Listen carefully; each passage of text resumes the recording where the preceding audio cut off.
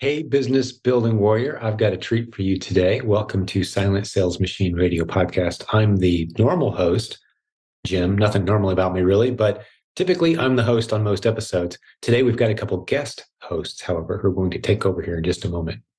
I've been encouraging the coaches on our team, several of them, to begin creating content for us. We've always done that. They create a lot of the courses and the trainings. The Proven Amazon course is full of dozens of training modules that have been created by our incredible coaching team. If you've never heard me say it before, we've got about 60 coaches, all of whom are very successful running businesses based on the strategies you hear us talk about all the time on this program. They're proven Amazon course students first, and then they succeed, and then they show they have a teacher's heart, and then we recruit them as a coach. We've got 60 of those great people around here. Two of them you're about to meet today, maybe for the first time. They've been on the podcast a few times in the past, but I've been encouraging our leaders to step forward and maybe do a podcast episode every once in a while with some of the things that they're noticing as they're coaching students through the content and the training that we offer around here. What are some of those common themes, common questions? How could we share some of that insight and wisdom with the larger the larger podcast listening community? Speaking of large podcast communities, we just had our best week ever for this show. Around 30,000 downloads for the week on iTunes. Blows our mind. Thank you so much for sharing this show with the people that you love, people that you know it could help. That's our marketing. When you tell other people about this show, we don't spend any money on marketing. It's all word of mouth. I'm not against spending money on marketing. It's just we've never done it. We haven't needed to. Our community continues to grow at a nice, healthy pace. So we're just kind of letting word of mouth, organic marketing do its thing at this point. People telling other people that they like about us. And we found that it's a lot easier for a friend of a friend to teach someone to know, like, and trust us than it is out there constantly recruiting strangers. So we love seeing our community grow that way. But today you're going to meet Brian and Robin. Brian Olson and Robin Joy, they are going to be our guest hosts today. Now, because this is the first time we're doing this, I'm doing a bit of an extended introduction just to kind of set it up why we're doing this. As I've already told you, I'd like to see our leaders stepping into new roles, using their voice, sharing what they know. I would say all the coaches on our team are way smarter than me on so many things. It's very rare that I'm the smartest guy in the room on just about any subject. So to get them in front of you, diving deep, talking about these topics is going to serve you very well. Now, if you're brand new around here, maybe this is one of your first podcast episodes, or you've only listened to a few, here's what we're committed to. Just so you know, this is the show's format. Typically is we bring you a guest, which is a student who we've taught either through the Proven Amazon course or through coaching, and we've brought them up to the point where they've got an exciting story to tell. They've faced the challenges. They've put in some blood, sweat, and tears. They've made some mistakes, and they've also had some big victories, and they're sharing that story with you. That's the typical format of most of our episodes. But we do want to mix in some other episodes, and our community continues to tell us, hey, if you've got great episodes for us, if you've got things to teach us, keep cranking those podcast episodes out there. We may end up as a daily podcast at some point because we've got a great team with a lot of really smart, creative people who are solving a lot of interesting problems in the arena of e-commerce and Amazon every day. Let's get some of that content out there. We're very open-handed, very transparent. Here's what we know. Let's teach some people some things. So today, you're going to hear Brian and Robin tackle some very interesting topics. I listened to this before we rolled it out to you, and I learned a couple things that I didn't know. It was pretty cool seeing how they've dove into the weeds with some of their students and solved some interesting problems and challenges. But let me just tell you this, if you're new, another thing you need to know before we dive into this, if you're brand new, please listen to some of the other podcast episodes and don't think that this is what's typical today, because this is, I would say, like level 2 type of stuff for the most part, meaning you've already got some momentum. You already know what it's like to run an Amazon business. You've been around a while. Typically, when I'm hosting podcast episodes, I like to spend a significant amount of time making sure that even the newest of new people feel welcomed and filled in. And while Robin and Joy do a great job, Robin and Brian do a great job today of exactly that, filling you in on what the terminology means and the acronyms and that sort of thing. it's not necessarily content that's going to be 100% useful for someone who's brand new, still considering, still getting started, right? So if that's you today, I will tell you, go to silentjimdotcom. If you're watching this instead of listening, I'm pointing silentjim.com/intro video, all one word, intro video. That is a 20-minute video where I walk you through replens, the Amazon strategy that we've taught to thousands of students, all those success story students you've heard on our program. 95% of those stories are from our replens training. The Proven Amazon course contains all of that, all the modules, including the more advanced stuff that you'll be hearing some about today. If you've been around a while, you're going to really enjoy this episode because it's kind of like I said, level 2. You've got some momentum, you're making some decisions, you've put some money into your business, some time, effort, and energy. You've got some momentum. Here's where you can really benefit from these types of conversations like the one we're about to have. So what are the topics that we hit today?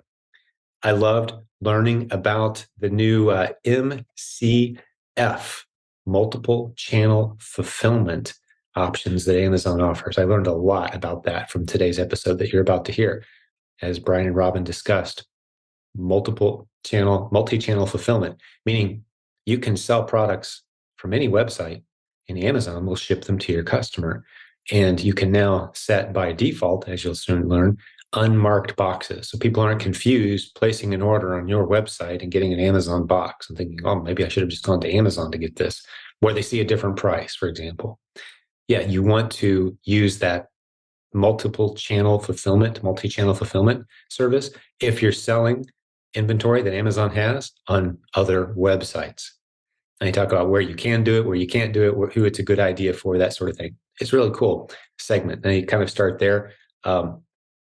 We talk about managing and mitigating the risk of your Amazon replens business as it grows, the whole inch deep, mile wide, the strategies there. They talk quite a bit about that. How to know if you should buy a replen or not based on how it looks. It's a very common thing, and even new sellers will run into this.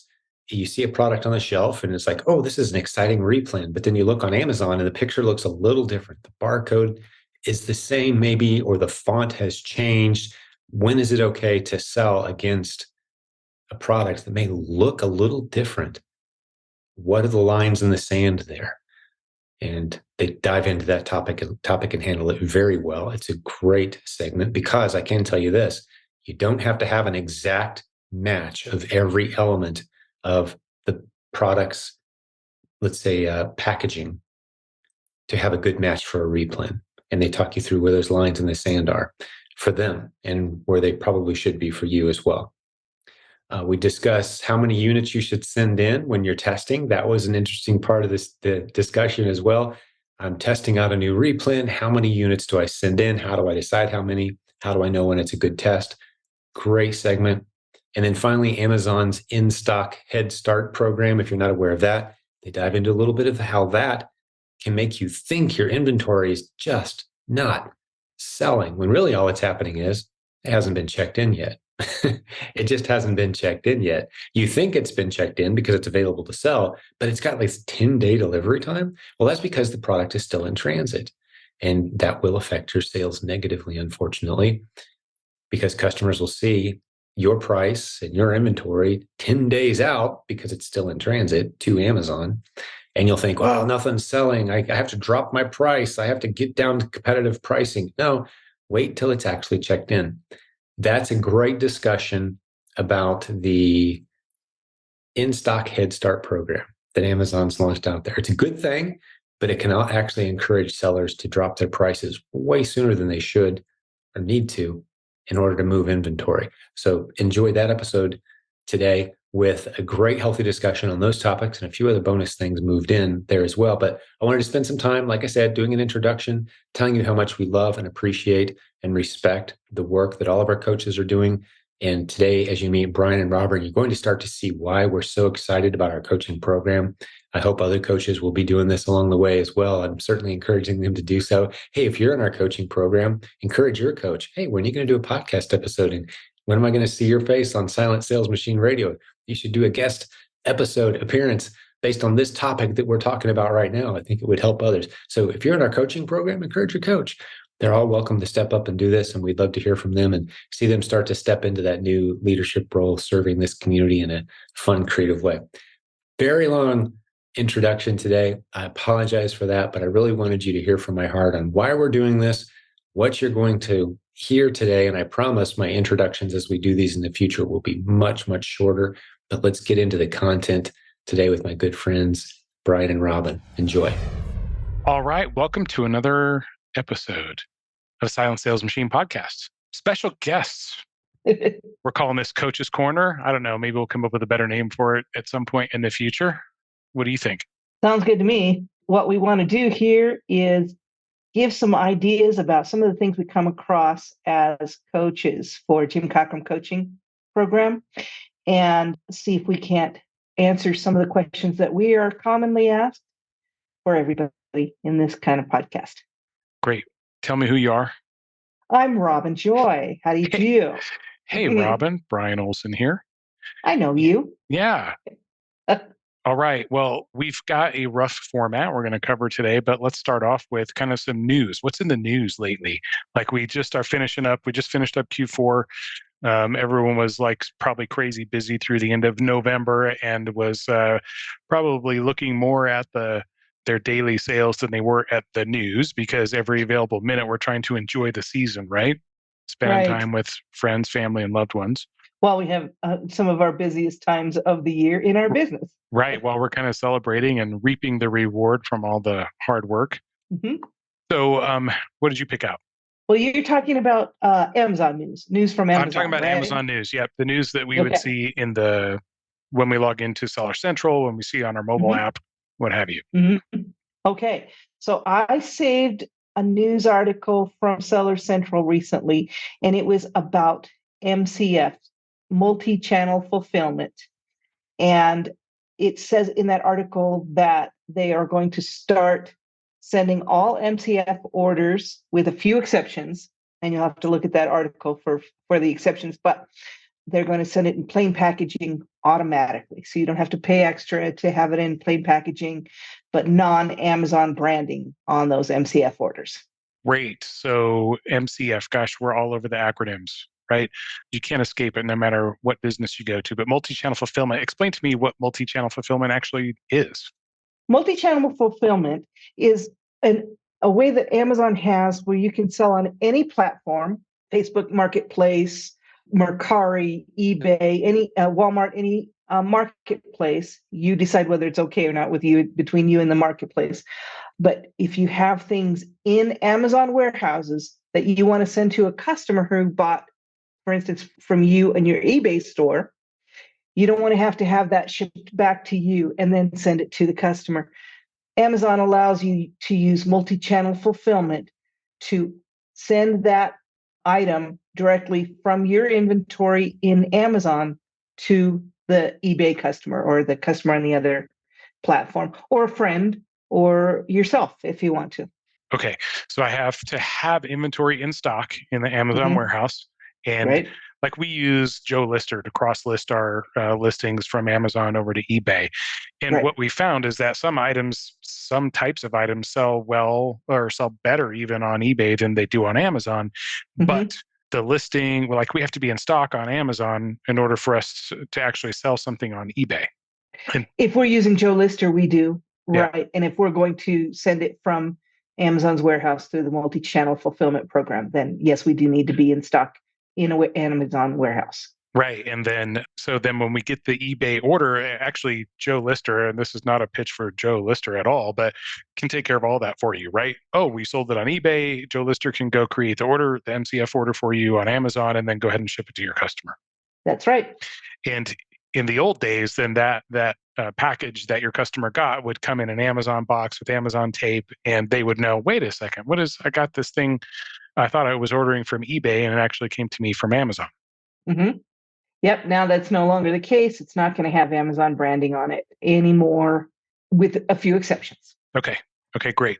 Now, I was looking up some other MCF or multi-channel fulfillment things in the news section. I found another one that came out a couple of weeks before that, but but I figured it was still relevant since we're talking about MCF, and that is that they are increasing the rates for your multi-channel fulfillment.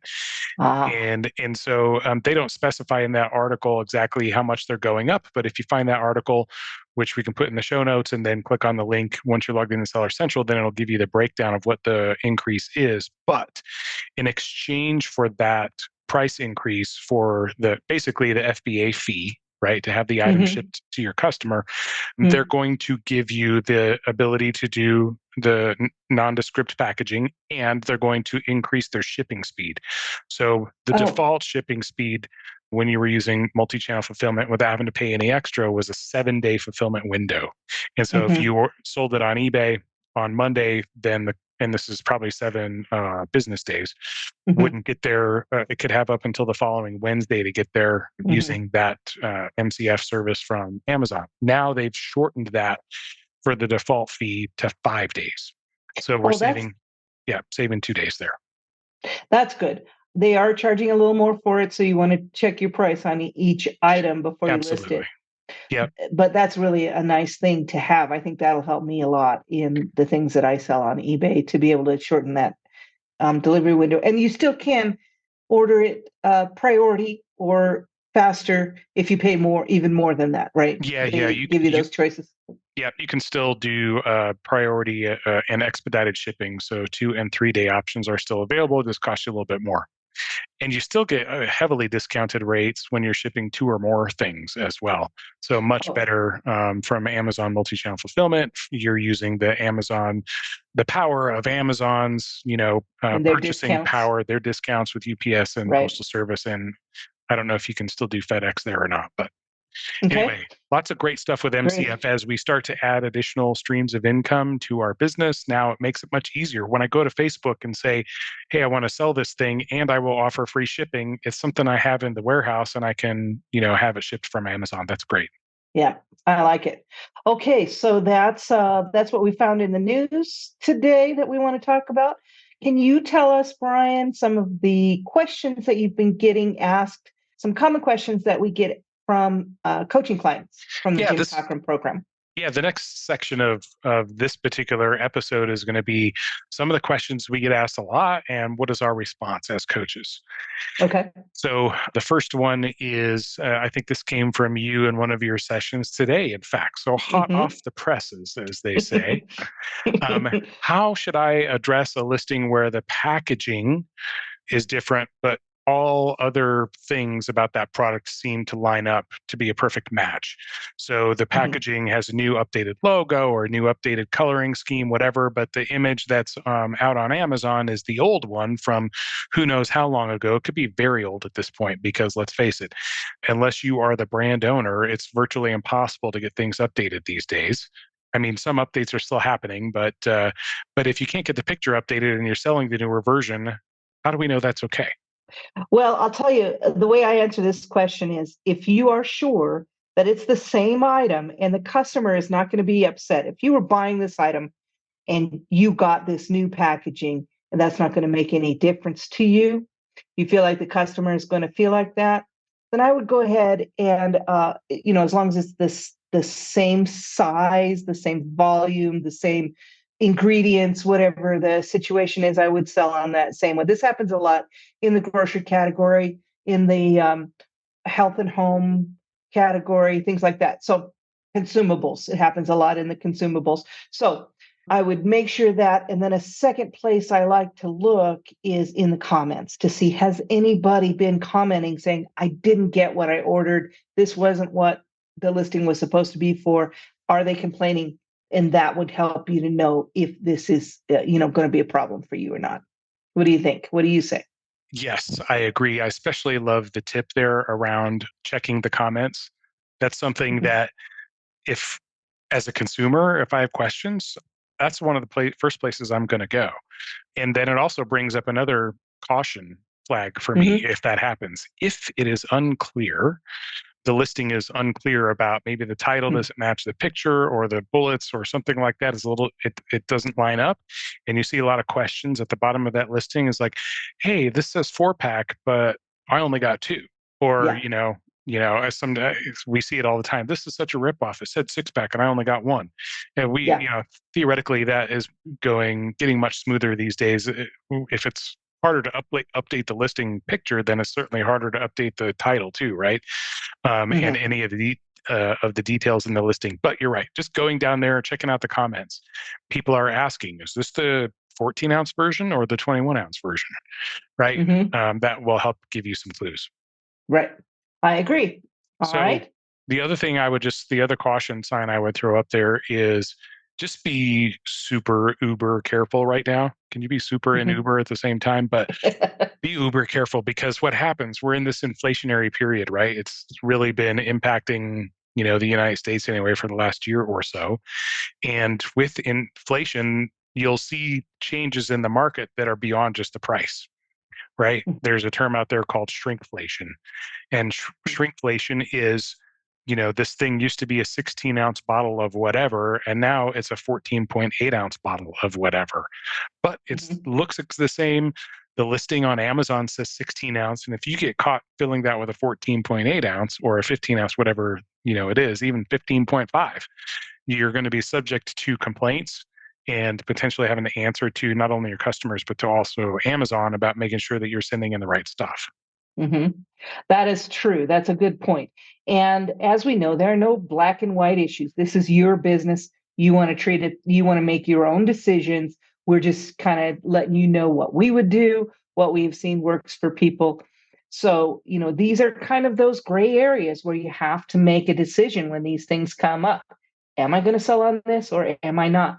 And I would say one of the things that we need to always be careful of is if it adds a little bit of risk and you haven't built your replens list yet and you're looking to grow replens, if you only have a few, keep your risk low until you have a lot of ASINs to spread that risk over. Yes, so I'll just add point. That comment. Well, last thing on the, at least for me at this point, on how to tell, can I send in the updated packaging if the UPC code matches? So if you're checking out that listing detail page and in the product details section or whatever on-page calculator you're using, they generally are they're mining the UPC code from farther down the page. If the UPC code that is on the listing, if it has one, matches the product in your hand, and even though the packaging is different, for me, that's a green light. Like, I know I'm good to go with that. If I ever get questioned, I can say, no, this is an exact match for what the manufacturer or the brand states this product is. Okay, yeah, I agree with that. If it matches, then you're good to go. If it doesn't match, you might have to do a little more research and absolutely make a decision there. Yep. Yeah. Right. We try not to say always, never, exclusively, guarantee, anything like that. And certainly if there's any other things besides the UPC code that are in question, take that all into consideration. It doesn't mean go whole hog. And by the way, it's only a test, right? So we're not going super deep on this right off the bat. Right. If we've never sold it before and we're looking to build our replens list, then we're going to test it first and make sure everything's going to go okay before we go and buy some more of those and start replenishing it regularly. So good point. The other thing, just to piggyback on that a little bit, is, hey, what's a good number to test with? How many should I send in for a test? Right. I think you and I both say different numbers, right? What number do you say? Well, yeah, I think you're right. And I think this is the beauty of the business, right? Like this is the reason everyone's business is different, is because I approach it even a little bit more differently than you do. So when you're making the shopping list, we have the same business. When you're making the shopping list, it looks a little bit different than when I make the shopping list, right? I would say this, regardless of how fast it sells, I'm probably only going to ever send in max 6 on a test, because I agree with that. It's a test, right? Right. If the test goes well, then I can go get more and potentially go deeper at that point if I find that it's a very fast moving ASIN. But the whole point of a test is, let me get something in there. Let me see if anything happens to my account. Let me see if a brand complains. Let me see if I, started getting questions from clients or from potential customers, whatever, right, about the product. Let me see if it really does sell for what I need it to sell for. There's the other thing, right? Maybe the most important one. So yeah, that's the point of a test. And I cannot stress enough how important it is to test items before you put them on your replens list? I say 3 to 5. And the way I make the decision whether it's 3 or whether it's 5 is how much confidence do I feel about the information I have. If I have all great information and I can see clearly that it's always been doing this, it's going to keep doing this, and that's enough for me, then I'm probably going to test a few, and it has enough sales that there's room for me. I'm probably going to test more towards the 5. But most of the time, I'm going to test about 3. Okay.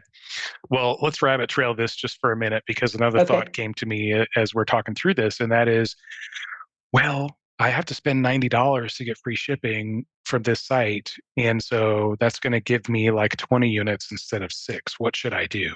And what do you say? What do I say? Well, I'll let you answer this question first. Okay, so my answer is, if you told me if I can do it by buying 5, then I think I'd probably go ahead and make my test 5 and that would be my reason to do that if I feel, fairly confident in the information that I have. But if it's 20 and I haven't tested it yet, it's not worth it to me. What I might do is take that source and see if I can find some other items that I can test 3 each of. Maybe I have 12 items, 3 each of them, and that meets my free shipping. That's a good way to go. Spread it out. Yeah, spread it out. So go wider, right? With from the same source. So if you have to spend X amount of dollars at whatever.com site, then see if you can find, as long as you're sourcing that from that site, now dig into that site a little bit and see if you can find some other things.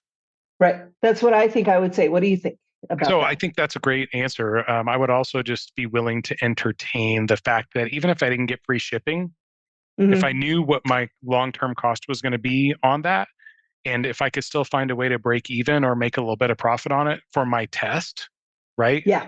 Then pay the shipping. Yeah, I agree with you there too, because sometimes I will buy things locally that I may pay a little bit more on, but I have a source that I can get it cheaper. I just need to buy more of them. I'm going to go to Walmart and buy that first, buy 3 of them, see if it does what I think it's going to do, even if I don't make any money on that test. So that's kind of what you're saying, right? Yep. Yep. I think that's a valid answer as well. Okay. Well put. Okay, great. You want to lead us into our next common question? Yeah. So a lot of the questions I have been getting lately, and I've seen in my Silent Team Facebook group, have to do with the in-stock Head Start program that Amazon it has had for a while, but is using almost all the time, as far as I've seen lately. Now, what that is, the in-stock Head Start program is a program where Amazon can make your item available the minute you drop it off at UPS in a lot of cases. So when I price an item that I'm going to test, and I say, okay, I'm going to see if I can get it to sell at this price, and I send it into Amazon, then it's going to be available to the customer right away. In a lot of cases, it's going to be available to the customer. It'll be available for them to buy, but they're not going to get it right away. That's right. But it's going to say available maybe a week or 10 days from now, not within what I call the prime window. And that's something I made up, but a name that I've given to that 48-hour window that we know prime buyers expect when they're using their prime accounts. They expect to get it within 48 hours because that's the promise, right? If they don't notice that it is 10 days out, they're probably going to notice that when they get it in their basket. But they may go ahead and buy it, but they might cancel it too. So the thing that I'm concerned more about, though, is the fact that I get a lot of questions of how come I'm not selling this product yet? It's been available for a week, as a for instance, right? And so then we go and look at the listing, and we look, let's say Brian's toaster pastries is available for me to buy, and it's going to get to me in 10 days. But someone else has Brian's these toaster pastries from another store available in 48 hours. They're most likely going to get the buy box if there is one, and they're priced for it. They're most likely going to get most of the sales because Amazon has set itself up to be a shopping within and receiving within 24 to 48 hours. A lot of times, even, you can get it within the same day, depending on where you live. So the customers depend on that and they've set up for that. So what I say is, don't worry that you haven't sold it yet. You're competing against people who have it available sooner. You're not competing on price, you're competing on time. So wait before you get concerned about it. Does that make sense? Yeah. So we're talking about what is it? It puts your product available for sale basically as soon as UPS checks it in. But that delivery window for your stuff is going to be 2, 3, 4 weeks out, right? Yeah. And then we hear, well, I sent my stuff in last week. I am the lowest price. How come I'm not selling, or how come I'm not in the buy box? And what you were talking about is, okay, well, let's go in and look at all the sellers, all the offers on the listing. And normally, the way that you will see it, if all things are equal in terms of delivery time, it'll be sorted on price, right? But if all things are not equal in terms of delivery, then it'll sort it by delivery window, right? You can have this one, next week. You can have this one the week after that, and this one you can't have until 6 weeks from now. And I say this one, I mean from those sellers.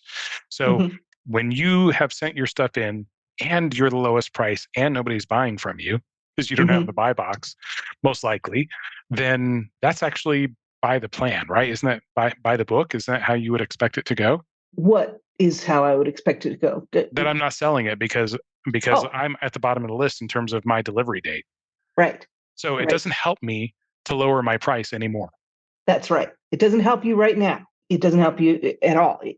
Yeah. You'd have to really, really give up something to make it worth it for me to wait 10 days to get that product when I can get it within 48 hours. For basically the same price, right? Yeah.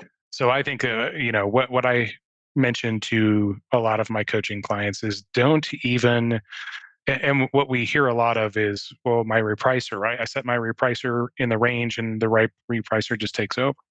Well, maybe there's a way to, not get too super aggressive on your pricing until your item is in the prime window, as you say, right? Yeah. I think repricers are going to have to catch up with this. And I've heard that there are some that do take time into consideration, but it's still a variable that's not been handled. The other thing that I have seen in this, because of this program, is that the buy box gets taken away from the listing.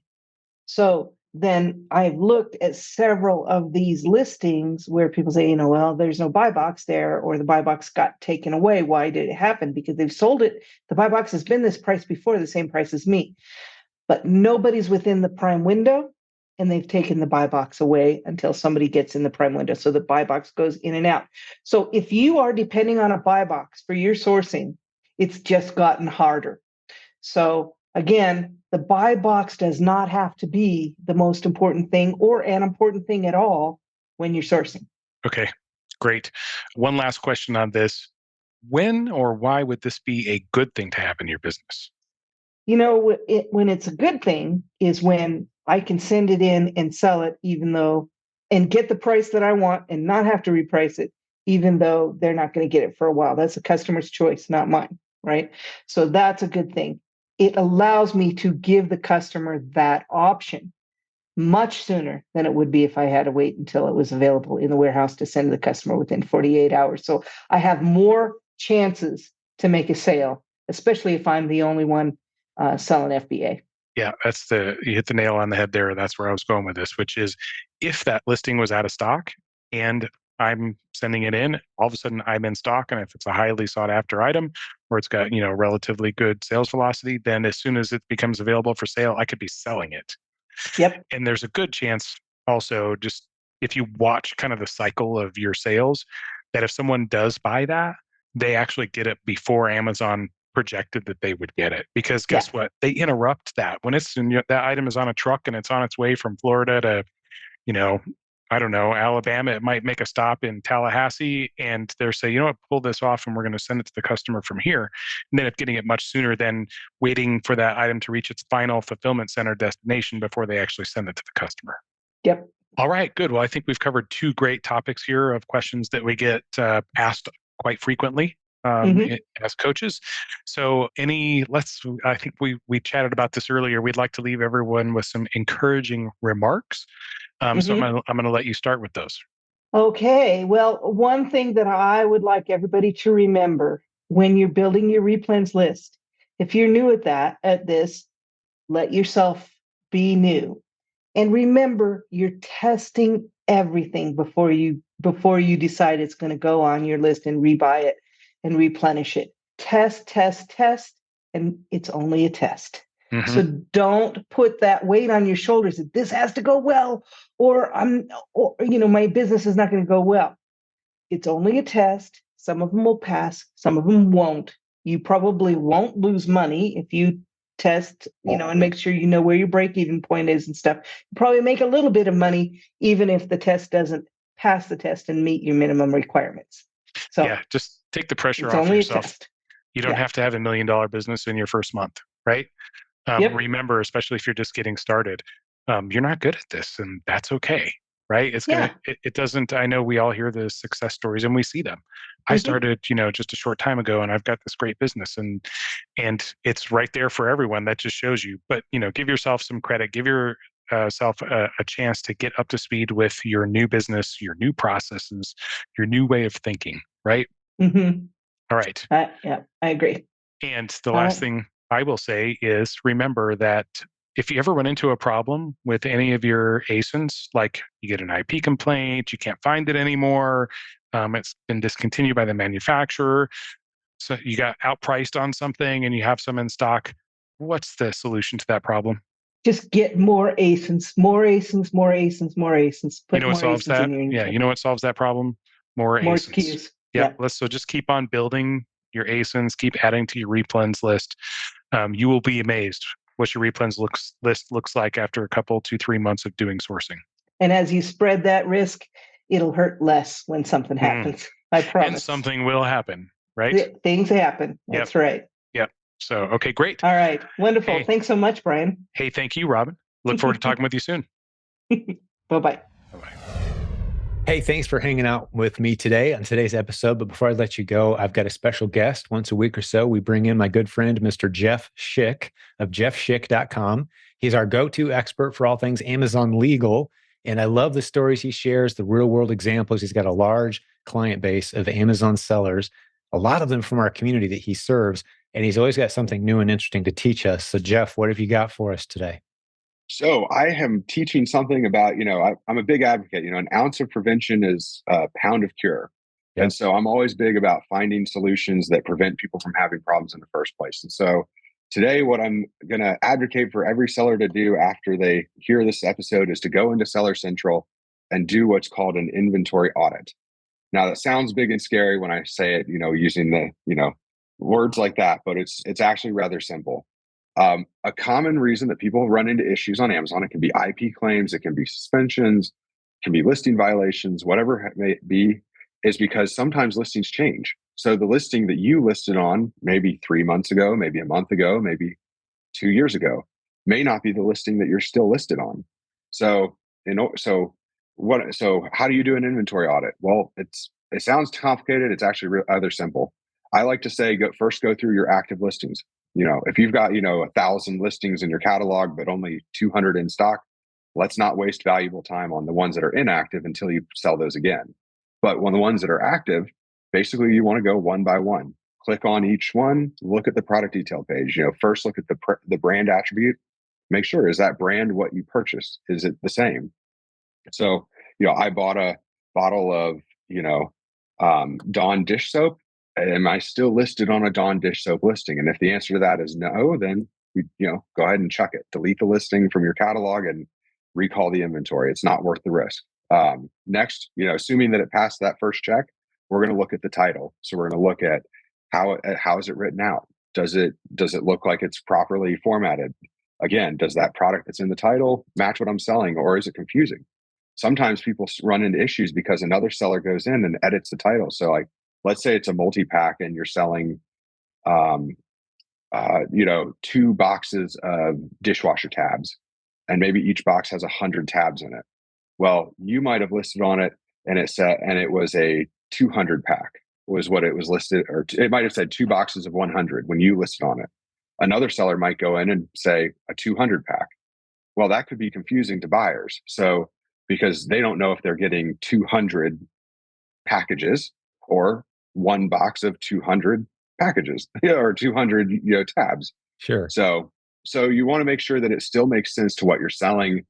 Think of it from the consumer. Like if you saw this listing and dumb it down, because we're smart Amazon sellers, we know how to read listings, but the average person doesn't. So dumb it down a bit and just say, if my grandmother was looking at this listing, would she know what I'm selling here? Right. And if the answer to the title question is yes, then now we keep going. So we look at bullet points, we look at descriptions, we look at pictures. Just want to make sure that everything on that listing is as it was when you first listed. Make sure that there were no major changes. Right. Other things you can use, Jim, you and I were talking earlier, there are solutions out there, both paid and free, that you can actually monitor listings for changes. So, if that's something that you're interested in, you certainly can invest in those resources. But even doing the DIY solution still works for a lot of sellers. So, yeah, I know there's tools out there, and I don't remember what they're called. I've heard of them. A Google search would probably show it to you, but you can set up an alert for yourself. Anytime a website changes, let me know. And you just put an alert on that website, and then it monitors and looks for any changes. And you can look at only certain sections of the website. Like, I don't care if the buy box rotates and the seller of the day changes. I don't want to know about that. I just want to know if the description and the quantity changes or any of the major details from the listing change. Please alert me. And you'd mentioned a couple tools. Feedback Whiz, isn't that what you said? Yeah, so Feedback Whiz, they used to primarily be a feedback company, but now they also do all sorts of like listing monitoring. So, and they're owned by the same group that owns Tactical Arbitrage, I believe. So, okay, gotcha. Yeah. And then Carbon 6 was the other one you mentioned. Yeah, they've got an alerts tool as well, so that they can monitor listings. So. Okay, and then I've seen free tools, a little Google search and a Chrome plugin of some kind. There's tools out there that'll let you monitor portions of a website. So you say, on this ASIN, I want to monitor on Amazon for any changes on this page. Please alert me. And that way, if someone changes it from a 12-pack to a 6-pack or vice versa, you can be alerted and you can make sure that your inventory matches what's being sold, rather than waiting on 10 customer complaints to stack up over the weekend and suddenly you've got some violations from Amazon. Yeah, great tip, man. I love it. Absolutely. Well, thank you so much. That's an inventory audit in a nutshell. But I do recommend sellers do that. Whenever you have time. I mean, if you've got, we used to have the saying in our family business: if you have time to lean, you have time to clean. Well, think of this as your time to clean. So, I mean, you can even if you're watching a football game and you don't really care about it, you can, bust out the laptop and just be, one eye on the TV, one eye on the screen going. Well, we're even training up some virtual assistants for our community right now to do account health monitoring. And this sounds like a great feature to add on. I mean, we could train a VA how to do this very thoroughly, very quickly. And that'd be a great thing to add into our arsenal for sure, which I'm sure we will be doing just that. Yeah. But, well, thanks for the tip, Jeff. I appreciate it. And just remind everyone who's listening, you can go to jeffschick.com. There's a link in the show notes today. Get on his retainer program. Very inexpensive, a great investment. And we really love working with this guy. So we'll do this again real soon. Okay, Jeff? Thank you. Appreciate it. Thanks, buddy. See you soon. See you.